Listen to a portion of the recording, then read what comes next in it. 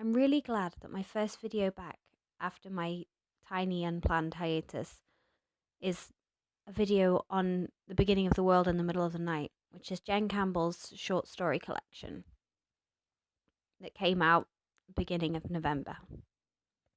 Jen Campbell is a booktuber whose videos are a massive inspiration to me. So many of the books that she recommends and raves about and all of the things that she seems interested in are exactly my taste and interests. So I obviously pre-ordered her short story collection as soon as I heard about it, as soon as I could. And I wasn't disappointed. All the stories have fairy tale elements, and enough fairy tale elements for me to be not disappointed and very pleased. I love fairy tales. I'm fascinated by folklore and by particularly the darker sides of the fairy tales. And Jen Campbell's stories are dark in places and they're complicated. There's a lot of magical realism, which I'm a big fan of. And she uses those magical realism elements and those fairy tale pieces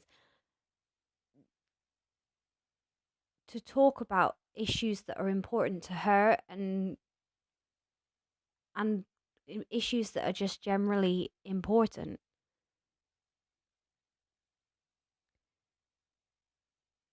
Things relating to body deformity, LGBTQ issues, and issues of otherness, of people that don't fit in for whatever reason.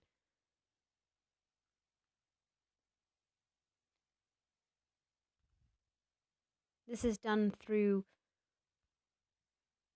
analogy.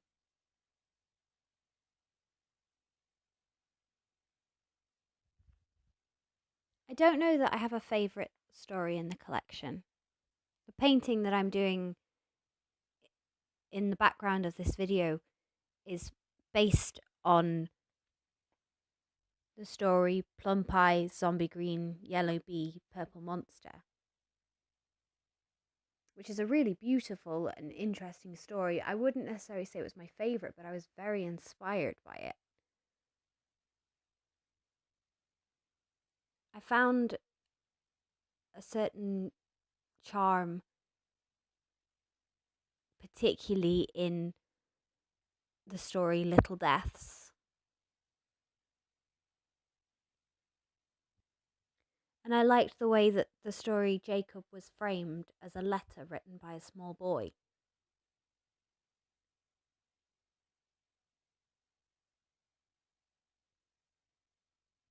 The titular story, The Beginning of the World in the Middle of the Night, broke my heart a little bit. But it's the one that strikes me as being strongest in one of the other things that I thought that I really enjoyed about Jen Campbell's writing, which is the strong and realistic dialogue.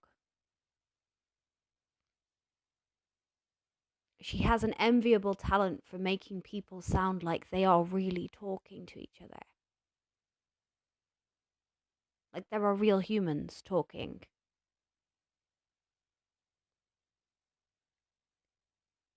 Which is fascinating and disconcerting in such a fantastical situation that the stories fall in, because it makes the absurd and the magic seem real. Of course, the other main strength is the imaginative and captivating imagery and the deft way with which Jen has managed to adapt classic fairy tales or fairy tales that people don't really know about, and make them personal, make them true to her and to a modern audience. I really enjoyed the book, although I must admit I'm not a short story fan most of the time. Thank you so much for watching this video. I've already begun planning my next 2 videos, and so provided the kitten behaves, they will come on the next Tuesday and the Tuesday after that.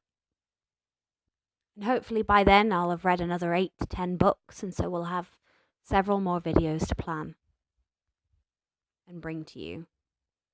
I'll leave all my links to my social media in the description below, and I'd really appreciate it if you gave me a like, a subscribe, and a follow. Thank you so much for watching. Bye.